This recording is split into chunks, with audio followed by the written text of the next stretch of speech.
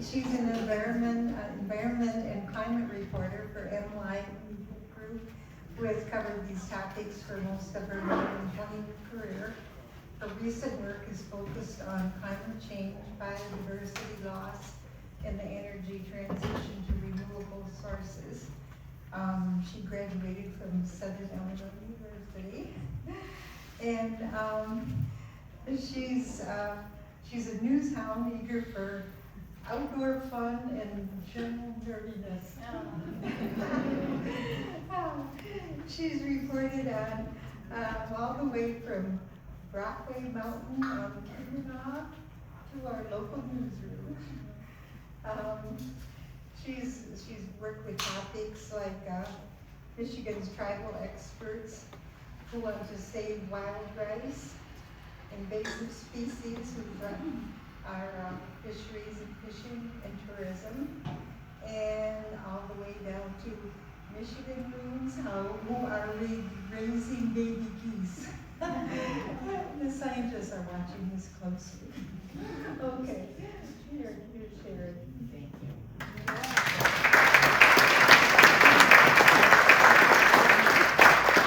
Thank you all very much.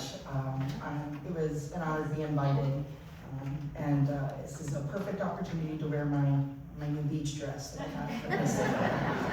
So, thank you so much. I am Sheri McWhirter. I live in Traverse City. I've been a reporter for 25 years.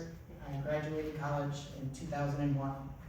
And I started covering the environment when I was working for the Traverse City Record Eagle. I was hired there in 2004 and began working in their Gaylor Bureau, which means that they gave me a computer that I worked in out of my apartment there. And my editor at the time said, you're out there in the woods, why don't you keep an eye on the DNR while you're out there? So you'll be our environment reporter. And at the time that basically meant hunting, fishing, and snowmobiling. Today, I take a much deeper approach to covering the environment. I am MLive's climate reporter, so that's really big. Sometimes existentially terrifying. But you can't be a climate reporter in the Great Lakes without also spending a lot of time thinking about water, our water, that water. Anybody here remember when there were some politicians in the Southwest who wanted our water? They wanted us to build a pipeline to the Southwest so that they could have pools and lawns in the desert. Remember that? Okay, terrible idea. Out of that, we got something called the Great Lakes Compact. Everybody remember that? You know what that is? Okay, so the Great Lakes Compact has a few reasons that we're willing to part with our water. One of them is humanitarian aid. We hear this, I hear this, from Native people here in the Great Lakes, Indigenous people, all the time. They tell us all the time that water is life. I can't tell you how many times I've heard that. So the notion of being stingy with our water is a little fraught, right? So this concept I started hearing about this concept a few years ago. This notion of the Great Lakes, and Michigan specifically, being a climate haven. Anybody else heard that? Okay. Some very smart people started telling us that we were going to get more people moving here, and in big numbers. And anybody who's lived in Michigan for a while might find that a little hard to believe, because we've seen our population decline pretty steadily for a while. But it is slowly starting to increase. And I know that the climate migrants are already here. They're starting to come already. I've met some of them and interviewed them. And they specifically said they were coming here because our climate is better. And they don't want to raise their families someplace where the climate is not going to be as good as it is here. Now, okay, the last year and a half, 2 years, Michigan's had some, you might say, climate-fueled incidences. We had a very big ice storm that knocked out a bunch of trees. 3 million acres. That's incredible, right? A lot of it on state, public-owned property that you and I own as part of the public trust, but also a lot of private land. So we, everybody has to have noticed some of this wildfire smoke that we get in the summers these days. It's not our wildfire smoke, it's coming from sometimes 1,000 miles away. That's, an outcome of our changing climate. Just this spring, we had some of the wildest flooding I have ever seen in my life. Most of which has been living right here in Michigan. I've never seen flooding like that. Anybody else as shocked as I was to see all of that flooding, all the rivers? Those people in Black Lake, my gosh. So, the notion of, is Michigan really a climate haven with all these things happening? I've heard some people say, well, no, it's not. Nobody's going to move here because of the climate. I beg to differ. Our biggest problem is going to be the abundance of water that we have, right? I would rather be somewhere where we had too much water rather than somewhere where we had none, especially if water is life, right? I've got a nephew that moved to Phoenix, built a house, and put an in-ground pool in the backyard. I don't understand. I wouldn't leave Michigan for anything. So, we're going to get climate migrants. They're already coming. My guess, talking to the scientists I've spoken to, is that we're going to start to really see an uptick in numbers in about 20 years. 15, 20 years, it's going to be hard to ignore. So I did this reporting project with a coworker about Michigan being a climate haven.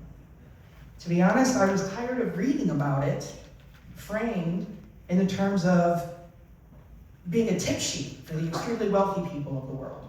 I didn't like that. So we took the approach of asking the questions about what the Great Lakes and Michigan should do to get ready for all of this. And it has impacted the way I am approaching my job now. When I was reporting on that story, I was invited to another speaking engagement. I had the wonderful opportunity to interview author Sheri. You guys read his stuff? It's wonderful. He writes about the Great Lakes. So I got to ask him a question about people moving in. And he, of course, as a Michigander will do, jokes about, not wanting anybody else to move into Michigan because we like it just the way it is, right? And we want to close the door behind us and no, Michigan's terrible, you don't want to live here. Of course. But then he paused and he said, well, no, people are going to come here. That's inevitable. I mean, he's right. What we want is that we want the people who are going to come here to care about the environment, to care about the water, because if they don't, that's what's at risk. So it's kind of, it's on us to start getting ready for that. So that makes me think that in the coming years, we as Michiganders need to make a lot of very, very careful decisions about land use, about deforestation, about where we get our energy and how we use it, about how we let our water be used, whether commercially, privately, what have you. These are really important decisions that will impact generations to come. when nobody in this room is here anymore. So I'm trying to approach my job now through the framing of that if I can get people interested in the environment with a little bit of a sense of wonder, because we do live in Michigan after all. This is the most wonderful place in the world to live. And in doing that, inject a little scientific literacy, then I feel like I'm like net positive. You know, it's a net positive for society if I can do that. So, I do things like gear up and go to crazy places. I've covered some amazing things. I've gotten to see some things that other people just don't get to do. And I do that so that I can tell these great stories about all the wonderful things Michigan has to offer in hopes of getting people to just love Michigan even more than they already do. So it's my mission to make people care. Those who are here and those who are coming. And I was asked to give some examples of some of these great stories, great opportunities I've had the opportunity to do. The one that's really springing from my mind immediately, there was a mention of the consumers' dams earlier that might be sold. I got to go down inside Tippy Dam and see the bats while they were hibernating. 26,000 little brown bats. It was incredible. You folks couldn't believe it. By the time I got in there, some of them were awake and flying around, and it was immensely memorable. I'll let you know. We made videos, I wrote a story about it, but I'll remember that forever, right? I'm really, really lucky. But my hope in that was not just to write about, hey, cool, look at these great, cool bats, right? It's awesome, 26,000. It was to talk about white nose syndrome and the problem that it presents and what we can do to help. And the scientists who are actually working on a solution. Apparently the bats at Tippy Dam are not dying. How incredible is that? The only place in North America where the bats are not dying of white nose syndrome. Like, we might have the answer to that problem here in Michigan. That's incredible. That's a sense of wonder. And I can get people interested in science by climbing inside an old dam, much to my near peril. Some other things I've done, I've gone out into the woods to talk to experts on wolves, you know, tried to howl for them, stuff like that. One of the most interesting articles that I did about a plant that people loved was about this botanist who found the eastern prickly pear cactus in the Huron Mountains. Exactly what? What? I didn't even know that we had a native cactus in Michigan. Look, we have two. We have two. And this was one that it was the first time it had ever been documented in the Upper Peninsula. And he had, you know, he sent me selfie pictures of him in the Huron Mountains, you know, with the flower behind him.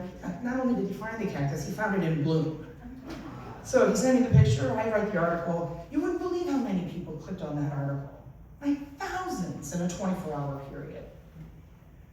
So, another good example of a plant. Plants. This one you guys may recognize. Michigan monkey flower. 20,000 people read an article on Michigan monkey flower that I wrote a couple years ago. A little tiny wildflower. So it's incredible what gets people interested, right? I wrote a headline about this wildflower that grows only in an artillery range over at Camp Granley. And I got people to read an article about the genetic difference between that plant and the Holton's goldenrod. So, Michigan is a wonderful place. I don't know if you know this, but we have 2 internationally recognized biospheres here in Michigan. One is Isle Royal, obviously. The other one is this area called the Outaouais, and we're kind of in it.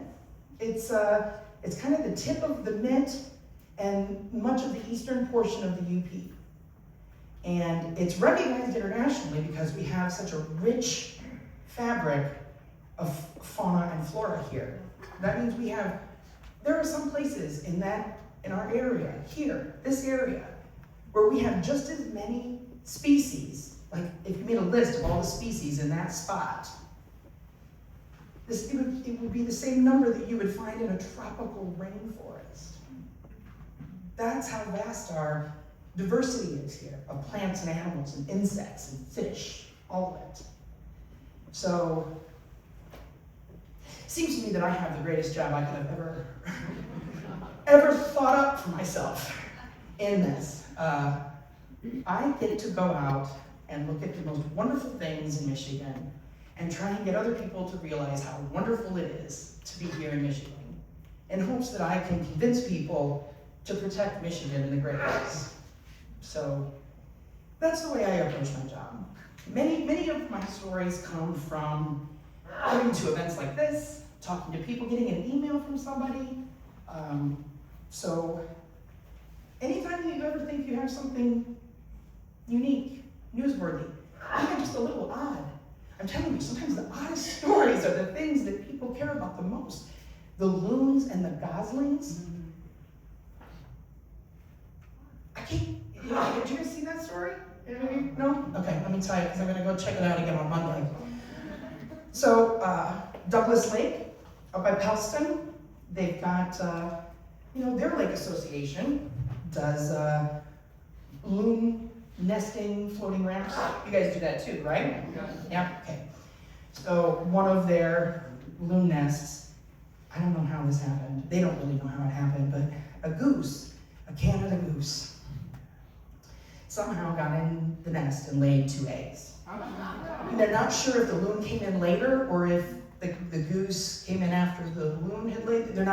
Nobody was watching that closely. So somehow or another, the goose laid 2 eggs in a loon nest.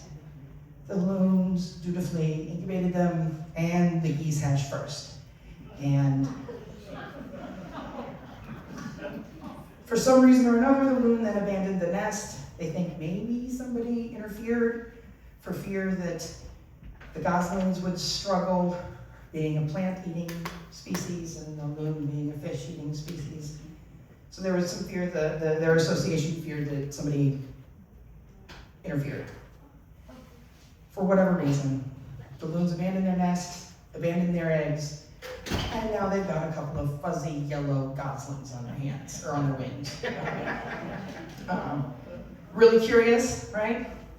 I'm going to go up on Monday and take another look. I'm going to go out with the scientists on their pontoon boat and see what's happening. Are the goslings eating fish? I don't know. I found a scientist in Minnesota who covered a similar situation with some loons that had hatched a duck egg in Wisconsin. And apparently they were able to fledge the duck chick. It survived and flew away. They don't know what happened, but so we'll see on Douglas Lake. Lots of fun little lake association story I get to cover. And I saw that just by paying attention to all the funny lake association Facebook pages out there. So don't be surprised if you see me stalking on your Facebook page. Yeah? On Little Bass Lake, which is just up in a jungle here, we have rehabbed the loop nest. We have another chick, second year in a row, and they are all out front, and they are happy as can be. That's fantastic. No, they're Well, awesome. loons is an important story, and it's a good thing that you guys are helping as you can. But trust me, it's awesome. Yeah. So this is the second year in a row. Oh, good. Yeah, loons is a great species to support, so it's great that you guys are doing that in your association. They're a species that's been experiencing a shrinking of their natural range over time because of habitat loss and climate change and pollution and other issues. So I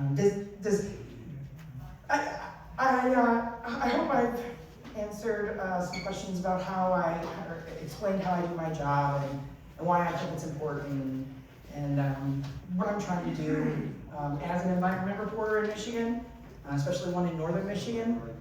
And I would love to answer any questions that you may have. Yeah. Question on your story. Yeah. Are there 2 room ducks, 2 room children and 2 ducks?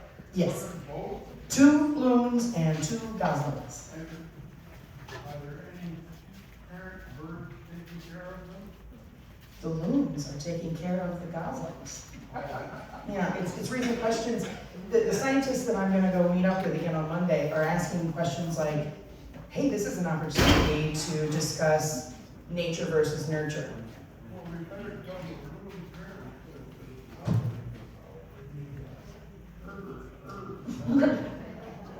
parents. That's the question. Will the goslings learn how to graze on their own, or will they eat the fish that they are going to be offered? The best way to follow my work, yes. Well, I am employed by a for-profit media company. So the best way to read my work is to be a subscriber. And truly, I would encourage people to subscribe to as many media outlets that you enjoy as possible. The only reason I get to do this is because they sell subscriptions on my stories. 3 people bought a subscription on that Blue Gosling story alone. So that's why yes, that's the best way. MLive, yep, it's MLive.com. We have 8 newspapers. They're the old Booth newspapers. You may remember them as the old Booth newspapers. Our flagship is the Grand Rapids Press. We've got the Ann Arbor News, Bay City Times, Flint Journal. We've got a bunch. But we're primarily digital at this point, but we still do a print product 3 days a week. But I can promise you that it won't last. What's with the bats? What's with the bats? Yeah, that you were talking about. That's why? What is white nose syndrome? Yeah. Yeah. What is white nose syndrome? White nose syndrome is a fungal disease. Now, it's an invasive species. It was introduced to North America presumably by some hikers who had been cavers, caving. They'd gone cave exploring. And apparently cave explorers travel all around the world to explore caves. And they had not cleaned their gear. That's the expectation, that they had not cleaned their gear well enough between visiting some places in Europe where white nose syndrome exists and the bats have built up, have evolved with immunity to it. But it came, and the first place it was spotted here in North America was in New York, and it is slowly making its way westward. So, most of Michigan's natural bat hibernacula are heavily impacted. The largest remaining wintertime roost, is in Tibby Dam. And for some reason, the bats aren't dying there. They found the disease, like they found the fungus, the bats aren't dying. In fact, there were more bats this year than there were the year before. So I hope they figure it out. Yeah, please. I have a question. You talk about this migration to this great place. And without thinking negative, a lot of people in this room. We moved here 6 years ago. We live on the lake. During the winter months, we're 3 families of 20-some homes. How do you respond to the fact that if everybody moves here, they're not really living here full time? Some people may not. We see that now, right? I live in Traverse City. I can't imagine Elk Rapids is a whole lot different. That during the winter, there's a whole neighborhoods that go a little dark, right? We've always had that in this tourist area. We've always had a little bit of that. I suspect that the climate migration problem will exacerbate that, which is why we, as Michiganders, have to make some careful choices about how we regulate, where we allow development, where we don't allow development, how much housing we build, what type of housing we build, what we allow housing to be used for. You know, these are decisions that every community's got to decide, but collectively, I mean, as a whole region, it's not just going to be Michigan. Wisconsin's going to have it, Minnesota's going to have it, Ontario, any place that touches the Great Lakes. And I guess the question would be is, if this isn't your home, how do you build that respect and that care? Well, I think, sir, Sheri, this isn't my home. I'm a resident of Florida. I'm president of this place. That was so Sure, no, I got you.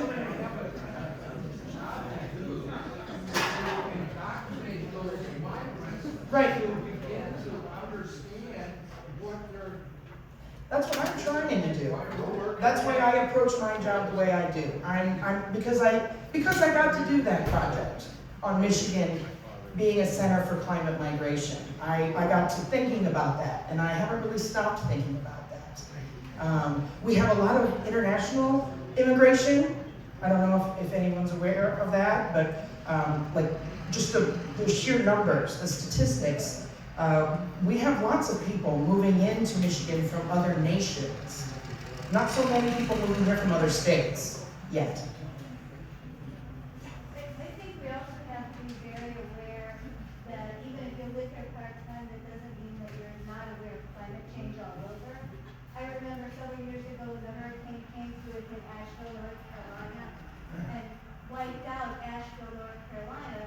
There was an article in a bigger paper about a climate scientist who moved specifically to Asheville, dragged her family there because she thought it was safe for climate change. Obviously, it was not. So everywhere is going to be affected, and it requires us to always be aware of our impact on climate change in general, because everywhere is going to get it, even here. And what Mary Beth has said, thank you for bringing that up, because it also speaks to an issue that I kind of struggled with when covering that article, when doing that story a couple years ago. The phrase climate haven, right? It carries a connotation, right? Like you'll be safe. No scientist that I spoke to who ever said that the Great Lakes were going to experience climate immigration, none of them ever said that we were going to have no impacts from climate change. What they all said was the impacts from climate change in the Great Lakes will be less horrible than other places. In other words, this is we're the survivable place. If we're better or worse, we're the lifeboat. We've got all the water. My nephew moving to Phoenix, I really don't get it. So yes, it's upon all of us, right? It's all of our responsibility to impress upon our neighbors, our new neighbors, how important the Great Lakes and our environment are, why we care. I wasn't born in Michigan either. I admit I'm a transplant. My family came here in 1986. So, but I like to think of myself as a really big advocate for Michigan and keeping Michigan as possible.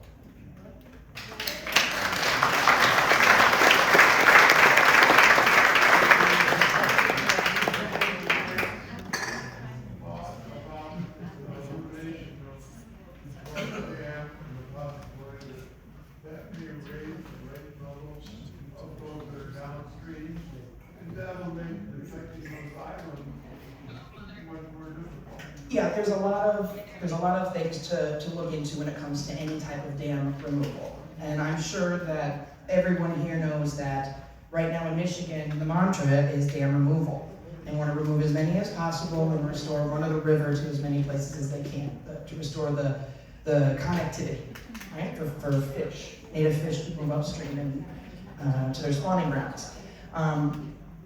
I'm not a hydrological engineer, so I don't understand all the finer points of dam regulations. But I can say that in reporting all of the flooding news over the spring, that I talked to a lot of people who do understand those things. And in Traverse City, the conversation was that if the dams hadn't been removed, much more area would have had terrible, terrible flooding. Like maybe a lot of downtown, maybe. So they had suggested that in removing the dams and having the natural flow and not having the risk of one of them overtop or break and the huge rush come down the river, that's the biggest risk, right? Like what we saw in Sanford, right? So we're gonna have a lot more discussions about dams in Michigan in the coming years. Like, we're not gonna get away from it. We've got a lot of dams here because we've got a lot of rivers. And hydroelectricity is a clean energy, but there are trade-offs to every kind of energy that we have out there. And the trade-off to hydroelectricity is that we lose the river connectivity. So we have to make very careful decisions about where we remove dams and where we leave them. It does make a damn good story. It does. It does. Yeah.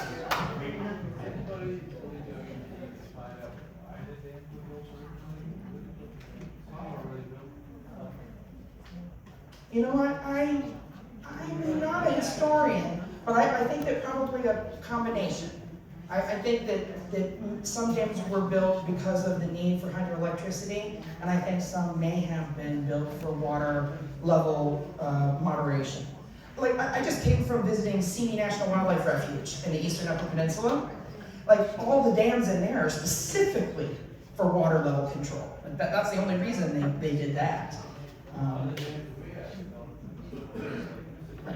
Right, because we've taken a lot of the systems to generate electricity out of a lot of dams and just left them in place to control a lot of things.